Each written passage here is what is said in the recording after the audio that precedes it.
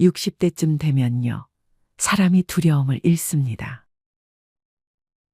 김영수 씨는 은퇴 8년 차. 지금은 하루하루 통장 잔액을 확인하며 잠이 드는 사람입니다. 하지만 불과 몇 년 전만 해도 그는 스스로를 이렇게 표현했습니다. 나는 인생 후반부를 제일 안정적으로 산 사람이다. 은퇴 전 그는 분명 준비된 사람이었습니다. 김 씨는 대기업 협력업체에서 30년 넘게 근무했습니다. 연봉은 아주 높진 않았지만 꾸준했고 성실했습니다. 퇴직할 무렵 그는 퇴직금, 개인연금, 약간의 예금 그리고 오래 살던 아파트 한 채를 가지고 있었습니다. 주변 사람들의 평가도 같았습니다. 당신은 걱정 없겠다. 노후 준비 잘 해놨네. 그 역시 그렇게 믿었습니다. 그런데 문제는 그 준비가 얼마를 가지고 있느냐에만 집중되어 있었다는 것입니다. 얼마나 오래 써야 하는지에 대한 계산은 그의 머릿속에 없었습니다. 은퇴 후 1년, 삶이 느슨해지기 시작했습니다. 출근을 하지 않게 되자 시간이 갑자기 많아졌습니다. 아침에 눈을 떠도 서두를 이유가 없었습니다. 이럴 때가 인생에 또 있겠나. 그는 그렇게 생각했습니다. 그리고 자신도 모르게 생활 반경이 커지기 시작했습니다. 점심은 집에서 먹는 대신 밖에서 먹는 날이 늘었습니다. 커피 한 잔도 집이 아닌 카페에서 마시기 시작했습니다. 하나하나는 작은 돈이었습니다. 하지만 매일 반복됐습니다. 김 씨는 이렇게 말합니다. 그땐 돈이 줄어든다는 느낌이 전혀 없었어요. 통장에 아직 숫자가 크게 남아 있었거든요. 바로 이 시점이 노후를 망치는 첫 번째 갈림길입니다. 김 씨가 처음 저지른 실수는 이것이었습니다. 퇴직금을 자산이 아니라 여유자금으로 생각한 것. 은퇴하자마자 그는 생활 패턴을 바꿨습니다. 아침에 늦게 일어나고 점심엔 친구들과 외식, 저녁엔 술 한 잔.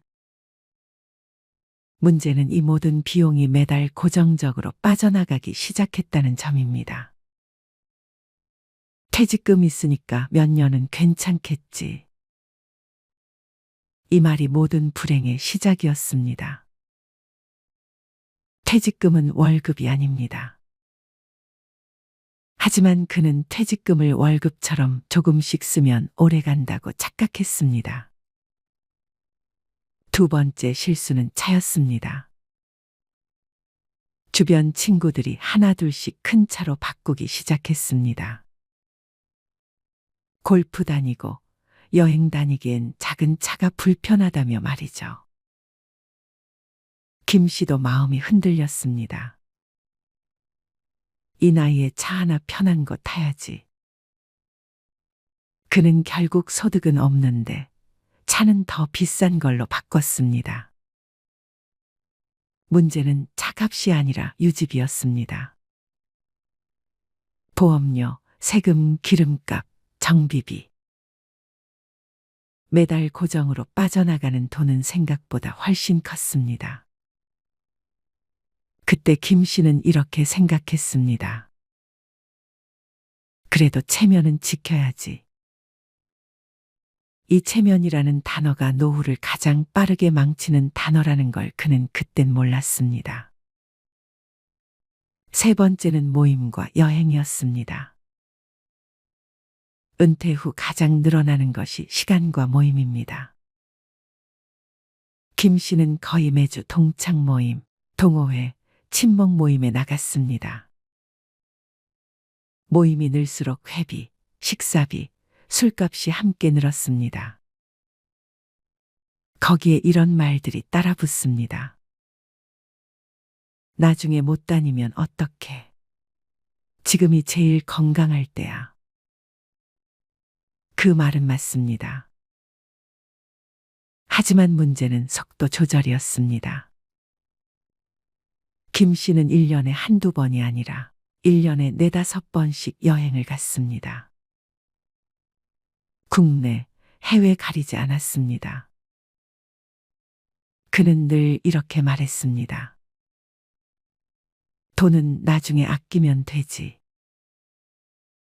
하지만 노후에서 나중은 생각보다 빨리 옵니다.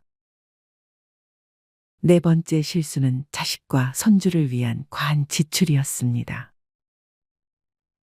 처음엔 좋은 마음이었습니다. 손주 옷 내가 사줄게. 여행 경비 내가 낼게. 하지만 그게 반복되면서 김 씨는 항상 내는 사람이 되어버렸습니다. 문제는 그 돈이 감사가 아니라 당연함으로 바뀌기 시작했다는 점입니다. 나중에 김 씨가 지갑을 닫자 주변의 반응은 차가웠습니다. 그제서야 그는 깨달았습니다. 내가 쓴 돈은 기억에 남지 않는다. 은퇴 후 6년, 김 씨의 통장은 눈에 띄게 줄어 있었습니다. 문제는 돈만이 아니었습니다. 그를 가장 힘들게 한 건 불안이었습니다. 병원비가 걱정되고 앞으로 몇 년을 더 살아야 할지가 두려워졌습니다. 그는 말합니다. 젊을 땐 돈이 없어서 힘들었고 노후엔 돈이 줄어드는 게 공포였습니다. 그제서야 그는 알았습니다. 노후에서 가장 중요한 건 얼마 쓰느냐가 아니라 얼마 오래 버틸 수 있느냐라는 걸. 마지막으로 꼭 드리고 싶은 말. 60대의 소비는 인생을 즐기는 도구가 될 수도 있고 인생을 무너뜨리는 칼이 될 수도 있습니다. 소득 없는 상태에서 고정비를 늘리는 것, 체면 때문에 지출을 늘리는 것, 퇴직금을 월급처럼 쓰는 것, 자식과 손주에게 한계를 두지 않는 것. 이 네 가지만 지켜도 노후는 완전히 달라집니다. 노후에는 얼마나 멋지게 쓰느냐보다 얼마나 불안 없이 사느냐가 훨씬 중요합니다. 지금 이 이야기가 누군가에게는 아직 늦지 않은 경고가 되길 바랍니다. 은퇴한 지 1년째인 63세 박정훈 씨는 그날도 동네 친구들과의 정기 모임에 나갔습니다. 장소는 늘 그렇듯 시장 근처에 있는 은성식당. 허름하지만 숯불 냄새가 좋고 사장님이 인심이 좋아 고기 한 점 더 얹어주는 그런 곳이었습니다. 저녁 6시 모임에 단골 멤버들이 하나둘 모였습니다. 태수, 영만, 진우, 동철, 민호 그리고 정훈. 다들 40년 넘게 알고 지낸 얼굴들입니다. 야, 이제 우리 진짜 다 은퇴했네. 태수가 소주잔을 들며 말하자 누군가 은퇴라니 듣기 싫다 하며 웃었습니다. 그러나 그 웃음엔 어딘가 쓸쓸함이 묻어 있었습니다. 퇴직이란 단어는 어릴 적엔 부러움이었지만 막상 그 나이에 다 보니 끝이라는 말처럼 들리기 때문입니다. 소주 한 병이 비워질 때쯤 평소 장난기 많은 영만이 말을 꺼냈습니다. 야, 우리 다 친구끼리 숨김없이 한번 얘기해보자. 지금 통장에 얼마 남았냐? 궁금하잖아. 순간 분위기가 얼어붙었습니다. 누군가 농담으로 툭 던진 말이었지만 그 한마디가 마치 마음속을 들추는 질문 같았기 때문입니다. 태수가 헛기침을 하며 말했습니다. 나, 한 3억 좀 넘게 있지. 아파트 있으니까 걱정은 없고. 야, 너 거짓말하지 마. 너 부동산 임대도 있잖아. 진우가 웃으며 말하자 다들 허 웃음이 터졌습니다. 그래봤자 뭐하냐. 자식들 결혼식 한 번 하면 반은 날아간다. 누군가의 현실적인 말에 분위기가 금세 가라앉았습니다.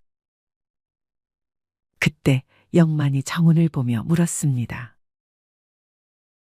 정훈아, 넌 기술직으로 오래 다녔잖아.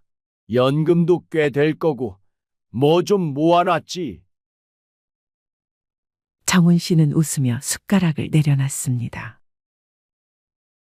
나, 글쎄, 아파트 하나, 그리고 통장에 조금. 그냥 하루 세 끼 먹고 사는 정도야. 순간 친구들은 조용해졌습니다. 누구도 더 묻지 않았지만 그 침묵 속엔 각자의 불안이 숨어 있었습니다. 모임이 끝난 밤, 정훈 씨는 집으로 돌아오며 혼잣말을 했습니다. 왜 나이 들면 꼭 통장 얘기가 나오는 걸까? 퇴직 전엔 누가 얼마 버는지 신경도 쓰지 않았습니다. 그런데 은퇴 후엔 누가 얼마나 모았는가가 자존심이자 존재의 기준이 되어버린 듯 했습니다. 그날 밤, 정훈 씨는 오랜만에 자신의 통장을 꺼내봤습니다. 잔액은 1억 6천만 원. 은퇴 당시엔 충분하다고 생각했지만 1년 사이 줄어드는 속도가 너무 빨랐습니다. 연금으로 들어오는 돈은 월 120만 원 남짓. 관리비, 식비, 아내 약값, 손주 용돈 그렇게 쓰고 나면 손에 남는 게 없었습니다. 정훈 씨는 조용히 한숨을 내쉬었습니다. 이게 평생 일한 결과인가? 그 후 몇 달 동안 모임은 예전 같지 않았습니다. 한 달에 한 번 모이던 친구들이 하나둘 빠지기 시작했습니다. 태수는 식당에 오지 않았습니다. 사업 정리하느라 바쁘다는 말만 남겼습니다. 그의 아내가 건강이 안 좋다는 소식도 들려왔습니다. 영만은 그 사이 차를 바꿨습니다. 퇴직했는데 한 번쯤은 좋은 차 타보고 싶더라라며 하이브리드 SUV를 자랑했지만 3개월 후 그 차는 중고 사이트에 올라왔습니다. 진우는 장남 결혼 자금으로 8천만 원을 보탰고 그 후엔 늘 말이 줄었습니다. 밥값을 낼 때마다 이번엔 내가 낼게 하던 그가 이젠 나중에 보자 하고 자리를 피했습니다. 정훈 씨는 깨달았습니다. 은퇴란 수입이 끊기고 관계가 변하는 시기구나. 그즈음 정훈 씨는 아내의 권유로 구청 평생학습관에 시니어 재무관리 과정을 신청했습니다. 첫날 강사는 칠판에 이렇게 썼습니다. 노년의 불안은 돈이 없어서가 아니라 돈을 다루는 기준이 없기 때문입니다. 그 한 문장이 정훈 씨의 마음을 때렸습니다. 강사는 이어 말했습니다. 돈을 모으는 기술보다 돈을 천천히 쓰는 기술이 더 중요합니다. 돈을 한 번에 써버리면 인생의 속도가 함께 달려가 버리거든요.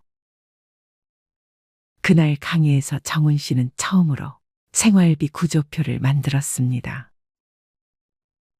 식비, 공과금, 의료비, 취미비, 경조사비.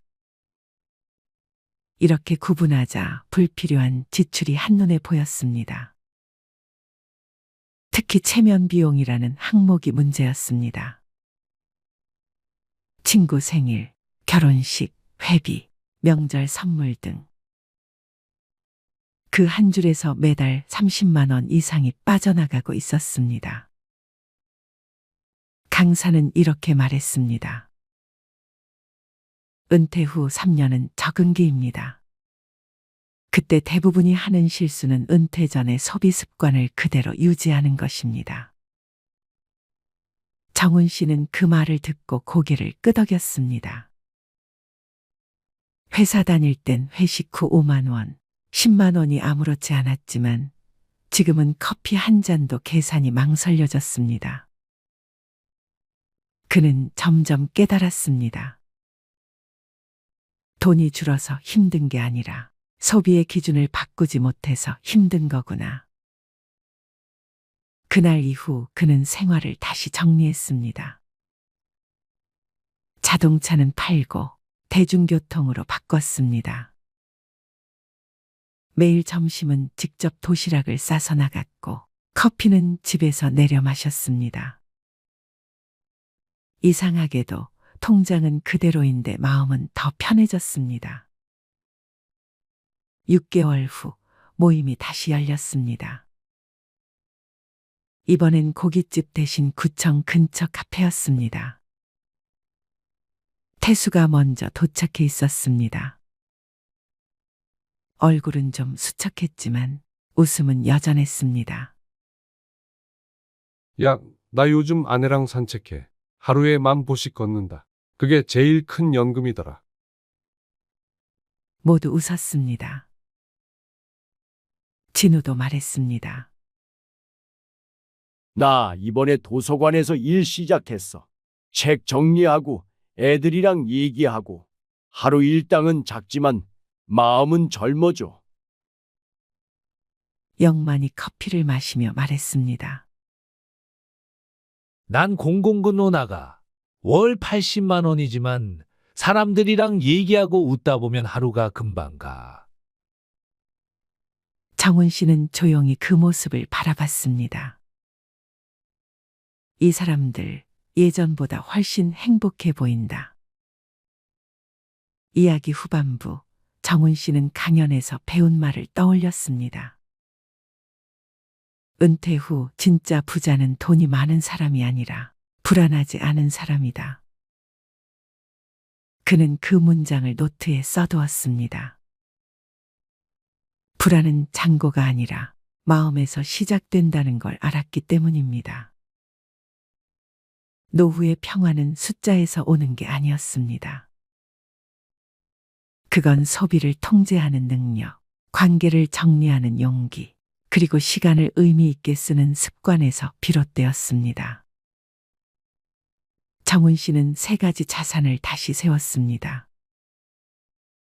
첫 번째, 건강 자산. 매일 아침 7시 동네 공원에서 30분 걷기. 그걸 내 몸에 이자 붙이는 시간이라 부르며 꾸준히 실천했습니다. 두 번째, 관계 자산. 나를 불편하게 만드는 사람과는 거리를 두자. 그 기준을 세운 후 그는 인간관계가 훨씬 단순해졌습니다. 세 번째, 시간 자산. 매주 한 번 지역 아동센터에 가서 아이들에게 기술을 가르쳤습니다. 은퇴 후에도 필요한 사람이 되고 싶다. 그것이 그의 새로운 목표가 되었습니다. 그해 겨울 정훈 씨는 같은 강좌의 동기들과 봉사활동을 나갔습니다. 그곳에서 만난 한 노인이 이런 말을 했습니다. 나는 통장에 1,000만 원도 없지만 내가 먹고 싶은 밥을 내 손으로 지을 수 있어서 부자야. 그 한마디에 정훈 씨는 고개를 숙였습니다. 진짜 부자는 마음이 가난하지 않은 사람이었습니다. 1년이 지나 다시 모임이 열렸습니다. 이번엔 누가 먼저 통장 이야기를 꺼내지 않았습니다. 대신 정훈 씨가 잔을 들고 말했습니다. 야, 우리 이제 얼마 모았냐고 묻지 말자. 그 대신 하루를 얼마나 즐겁게 살았는지만 물어보자. 그 말에 다들 웃으며 고개를 끄덕였습니다. 그들의 통장은 줄어들고 있었지만 대신 마음속엔 여유라는 잔고가 채워지고 있었습니다.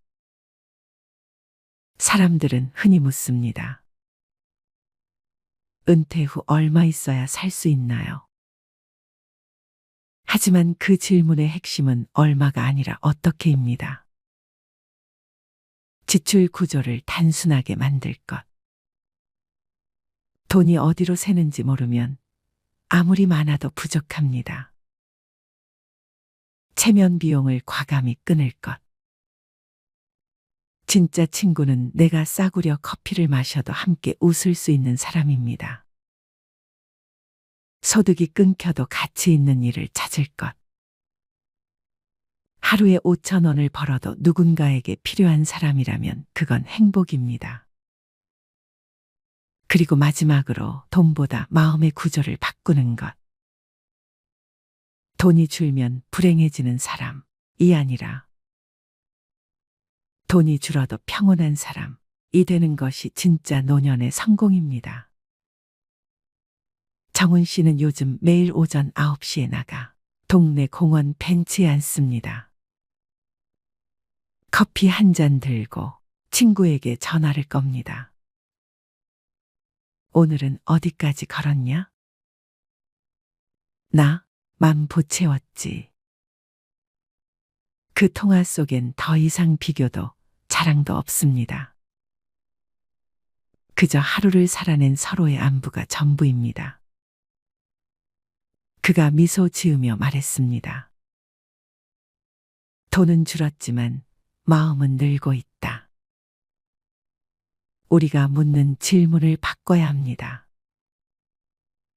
은퇴한 친구들은 통장에 얼마를 모았을까? 이 질문 대신 이렇게 물어야 합니다. 그들은 지금 얼마나 평온하게 살고 있을까? 진짜 부자는 숫자 속에 있지 않습니다. 그건 하루를 걱정 없이 보내는 마음 속에 있습니다. 50대, 60대는 참 어려운 시기입니다. 밖에 나가면 다 돈인데 그렇다고 안방에서 맨날 넷플릭스 보면서 집밥만 먹을 순 없고 고물가 고금리 쓰나미가 몰아치면서 은퇴를 앞둔 사람들의 고민이 커지고 있습니다. 가계 생활비가 무섭게 오르는 상황에서 노후 자금은 얼마나 준비해야 충분할지 걱정하는 것입니다. 일반적으로 60세가 되면 소득이 끊기기 때문에 가계 손익 구조는 마이너스로 바뀌게 됩니다. 고물가 장기화가 더해지면서 고령 세대의 살림살이는 예전보다 더 팍팍해졌습니다. 최근 통계청이 발표한 생애주기 적자 추이를 봐도 61세에 시작된 적자 인생은 죽을 때까지 이어집니다. 이러한 시행착오를 줄이려면 나보다 앞서 길을 걸어간 선배들의 조언이 유용한 길잡이가 됩니다. 80대 선배들이 퇴직하고 나서 이걸 하길 참 잘했다. 시간을 되돌려도 이것만은 꼭 하겠다. 고 추천하는 건 무엇일까요? 먼저 첫 번째, 건강관리. 죽기 전 10년은 앓다가 간다. 평생 의료비의 절반은 70세 이후에 쓴다. 나이가 들면 돋보기, 보청기, 틀니, 지팡이, 약봉지가 일상이 됩니다. 아프면 서럽다지만 더 큰 문제는 질병으로 인해 파생되는 삶의 질 저하입니다. 새해 1월에는 늘 건강을 외칩니다. 가장 귀담아 들어야 할 사람들은 바로 50에서 60대들입니다. 건강을 잃으면 모든 것을 잃는다는 말을 실감하는 나이이죠. 암 등 중병이라도 걸리면 돈도 많이 들어갑니다. 타인의 도움이 필요해지는 상황이 닥치면 더 실감합니다. 특히 간병비는 건강보험이 적용되지 않아서 사비로 충당해야 하는데 최근 인건비 상승으로 월 3,400만 원이 드는 경우가 태반입니다. 얼마나 오래 아플지, 간병비는 언제까지 나갈지, 이런 모든 일정이 불확실하다는 것도 문제입니다. 병을 늦게 발견해 건강보험이 안 되는 신약까지 사용하면 노후 설계가 송두리째 흔들립니다. 겨우 장만한 집 한 채를 팔 정도가 아니더라도 예금은 거의 다 날아갈 수 있습니다. 우리보다 앞서 고령화된 일본에서도 병원 신세를 지는 노인들이 의료와 요양의 노후 자금을 쏟아부으면서 간병파산 위험에 직면했습니다. 노후에 돈을 아끼는, 아니 버는 방법은 부부가 모두 건강한 것입니다. 운에 내 몸을 맡기지 말고 스스로 노력해야 병원비, 약값을 아낄 수 있습니다. 해마다 돌아오는 국가검진을 꼬박꼬박 받아야 합니다. 40대 이상은 2년마다 위내시경, 50대 이상은 매년 대변검사에 이어 대장내시경을 받을 수 있습니다. 귀찮다고, 내시경이 무섭다고 검진을 건너뛰면 후회할 수 있습니다. 최근 위암, 대장암이 줄고 있는 것은 국가암 검진의 영향도 큽니다. 조기 발견은 물론 암 예방에도 도움이 됩니다. 노후에는 건강을 잘 지키기만 해도 흑자 인생을 보낼 수 있습니다. 건강이 곧 돈이기 때문입니다. 음주, 야식, 흡연, 과식, 소파와 한몸 등과 같은 나쁜 생활 습관은 건강을 해치며 노후 파산의 원인이 됩니다. 사랑하는 자녀에게 부모 부양으로 경제적인 부담을 주지 않는 가장 손쉬운 방법이 본인 건강 관리입니다. 평소엔 잊기 쉽지만 치아 관리에도 힘써야 합니다. 김현정 서울대 치대 교수는 구강 건강이 나빠지면 노쇠 위험이 높아진다는 연구가 나와 있을 정도로 구강 건강은 노년기 삶의 질을 좌우한다면서 치아와 잇몸이 부실한 고령자는 영양 섭취를 제대로 하지 못해 기력이 금방 쇠하는데 이렇게 되면 근력 저하와 반복적인 낙상, 만성질환 악화 등의 위험이 커진다고 말했습니다. 치아가 부실하면 먹는 즐거움이 사라지고 식욕 저하로 만성적 영양 불량 상태에 빠지기 쉽습니다. 그리고 담배를 끊어야 합니다.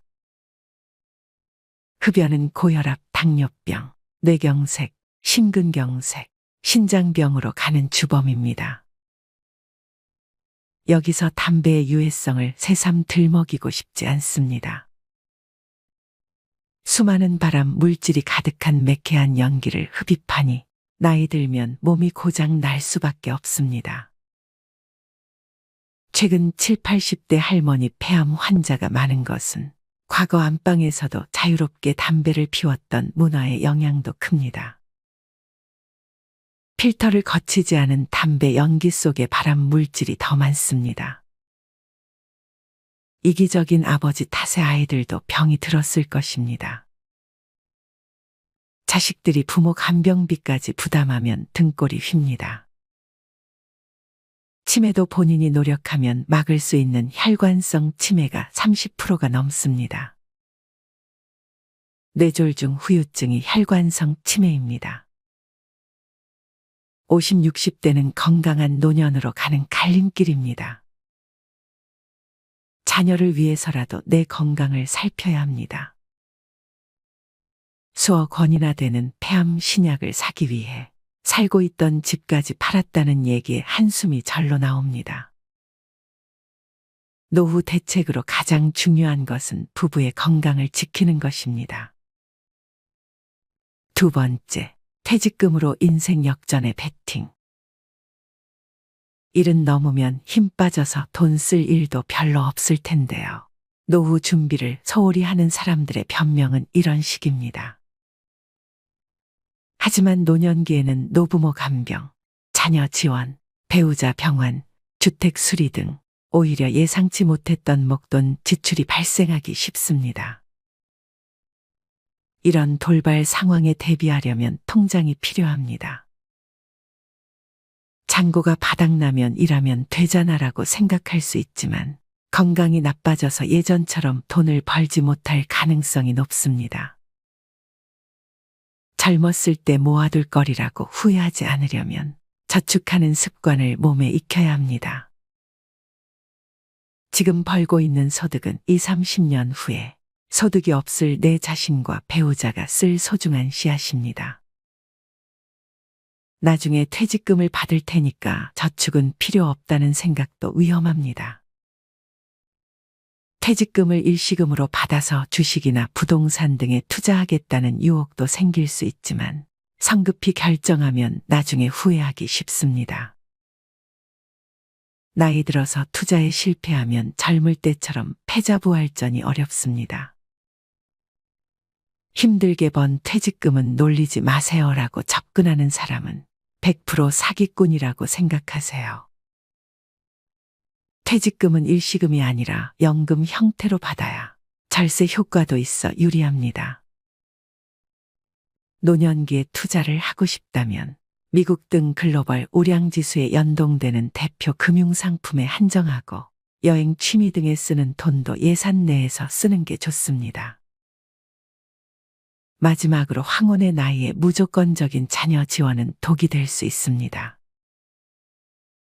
경제적으로 자립하지 못했다고 해서 계속 퍼주면 내 노후가 먼저 무너집니다. 자식에게 한 푼도 안 주면 맞아 죽지만 다 주면 굶어 죽고 밥만 주면 무서워 죽는다는 말은 우스갯소리이지만 속에 뼈가 있다는 걸 잊지 마세요. 세 번째, 자식한테 손 안 벌릴 만큼은 모아둬라. 노후 생활비는 평생 동일한 금액이 필요한 것이 아니라 나이가 들수록 점점 감소하는 경향을 보입니다. 은퇴 직후엔 바깥 활동이 여전히 왕성하기 때문에 은퇴 이전과 비교해 생활비는 비슷하게 듭니다. 그러나 나이가 들수록 외부 활동은 뜸해지고 배우자 사망 등의 변수도 생겨 가계 씀씀이는 점점 감소합니다. 80대엔 5, 60대에 쓰던 생활비의 절반만 있어도 충분하다는 은퇴 전문가도 있습니다. 베스트셀러 87세 비즈니스맨, 지금이 최고 전성기를 펴낸 88세 코리아 마시로 씨는 나이가 들수록 소비 욕구가 약해지기 때문에 큰 병에 걸리지 않는 한 그렇게 큰 돈이 필요하지 않다면서 퇴직하고 돈을 더 많이 벌겠다고 자꾸 욕심을 내면 오히려 삶의 균형이 깨져 불행해지기 쉽다고 말했습니다. 노후 자금은 얼마나 준비해야 할까? 설문조사에 참여한 80대 남녀들은 자식에게 손 벌리지 않을 정도의 저축은 해둬라 라고 했습니다.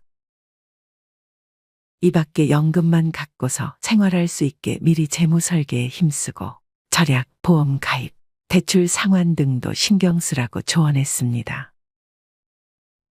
70대 이하 후배들에게 권하고 싶은 투자 활동으로는 주식 투자가 최고로 뽑혔고 그 다음으로는 펀드, 연금, 일본 채권, 금투자, 해외 채권 등의 순이었습니다.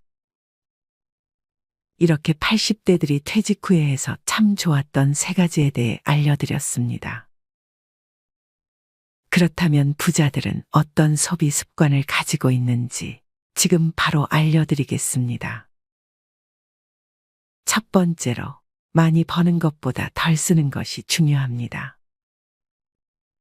부자가 되기를 바라지만 그 방법을 알아봤을 때 부자들에게 해당하는 사람은 소수라는 사실을 알게 됩니다.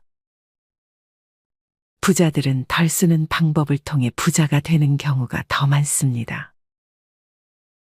돈을 버는 것보다 불필요한 지출을 줄이는 것이 더 중요하다고 말씀드립니다.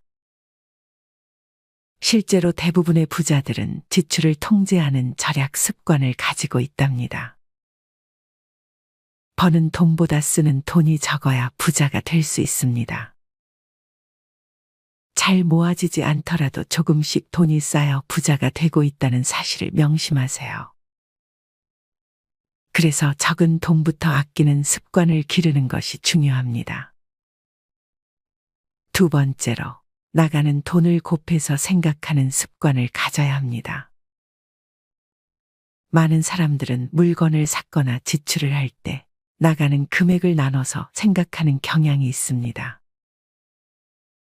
하지만 부자들은 나가는 돈을 곱해서 생각합니다.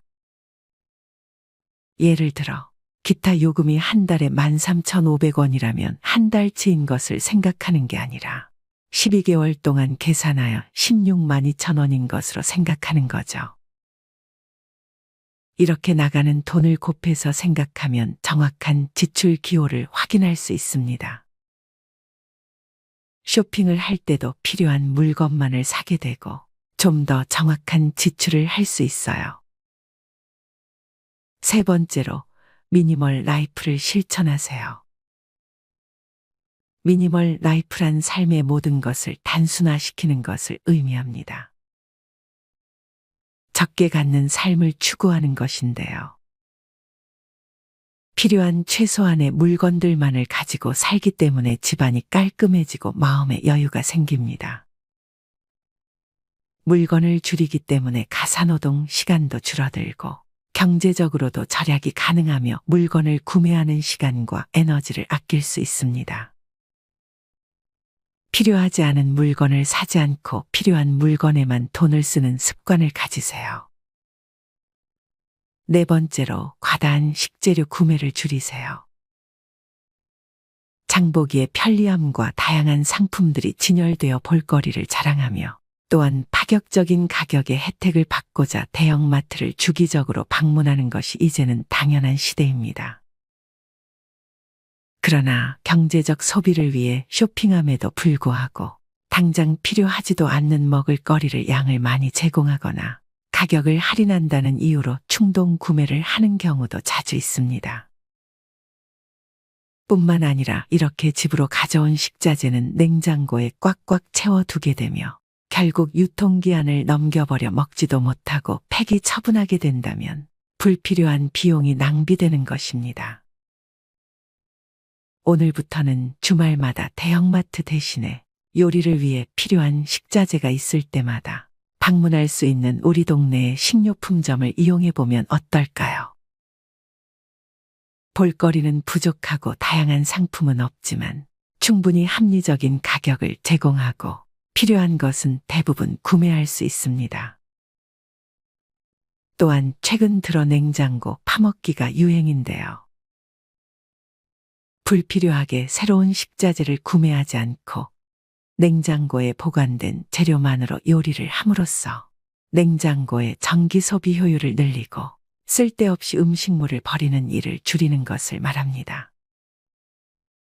냉장고문에 보관된 식자재를 기록하거나 보관된 식자재로 만들 수 있는 음식을 적어 놓는 노하우를 비롯하여 각종 아이디어를 온라인상에서 얻을 수 있답니다. 이렇게 간단히 부자들의 소비 습관 4가지를 알아보았습니다. 혹자는 이미 부자라서 가치를 따질 수 있는 형편이 된다고 생각할 수도 있습니다. 하지만 소비 습관에 따라 부자가 되는 길을 더 단축시킬 수도 있는 것이죠. 부자처럼 보이려고 애쓰지 말고 진짜 부자가 되려고 노력해 보세요. 많은 사람들이 겉으로 보기에 부자가 보이는 것을 추구하지만 이는 잘못된 마인드입니다. 진짜 부자들은 외부적으로 까만 소박한 생활을 하지만 내면에서는 여유와 깊이를 느낄 수 있습니다. 겉으로 보이려고 분에 넘치는 소비를 하는 것은 가짜 부자로 보이게 할 뿐입니다. 진짜 부자들은 소박한 생활을 유지하며 진정한 부자로 성장하는 것이 중요합니다. 이렇게 부자들의 소비 습관을 통해 부자가 되어가는 방법을 알아봤습니다. 아껴서 소비하는 습관을 부정적인 마인드로 생각하는 것이 아닌 하루하루 부자가 되어가는 과정으로 생각해 보세요. 사는 것을 아끼는 것이 후회하는 것보다 좋다는 사실을 명심해 주세요. 생활비가 부족하면 어떡하지? 퇴직 후의 삶에 대해 대다수 사람들은 돈 걱정부터 합니다. 하지만 80대 선배들은 노년엔 돈보다는 외로움이 더 문제라고 말합니다. 특히 직장에 평생 헌신하며 살아온 회사올 인형 남성은 퇴직 후 사회적 고립에 괴로울 수 있는 만큼 지루한 고독감을 극복하는 방법을 알아야 한다는 것입니다. 설문에 참여한 80대 선배들은 노년 고독을 이겨낼 구체적인 방법으로 취미 활동에 참여한다, 지역 활동에 참여한다, 부부 대화를 자주 한다, 부부 가족 여행을 떠난다 등을 추천했습니다. 늙으면 부부밖에 없다는 말이 있다더니. 설문에 참여한 80대 응답자 10명 중 7명은 인생에서 소중히 생각했어야 할 사람은 누구인가라는 질문에 배우자라고 답했습니다. 퇴직 후 고독감을 없애기 위한 최고 방법은 재취업이라는 의견도 있습니다. 회사에 매일 가서 사람을 만나면 고독감은 저절로 해소된다는 것입니다. 또 출퇴근을 매일 하면 자연스럽게 건강도 유지되고 작게나마 수입도 생기니 그야말로 일석삼조입니다. 88세인 코리아 마시로 씨는 회사 정년은 회사가 정하는 것이라고 생각하지만 그럴 필요가 없다면서 일할 의욕이 있고 몸이 허락한다면 내 정년은 100세라는 생각이 필요하다고 말했습니다. 노후 전문가인 오오에 히데키 씨는 회사 올인형 남성들은 퇴직 후에 인간관계가 끊어지면 심각한 고독감의 우울증을 앓곤 한다면서 회사에서 친구라고 생각했던 사람들은 그저 직장 동료일 뿐이고 친구는 아니다라고 말했습니다. 퇴직 이후의 인간관계는 회사 다닐 때처럼 긴밀할 필요는 없고 널볕행, 넓고 얇고 행복하게이면 충분하다고 오오에 씨는 덧붙였습니다.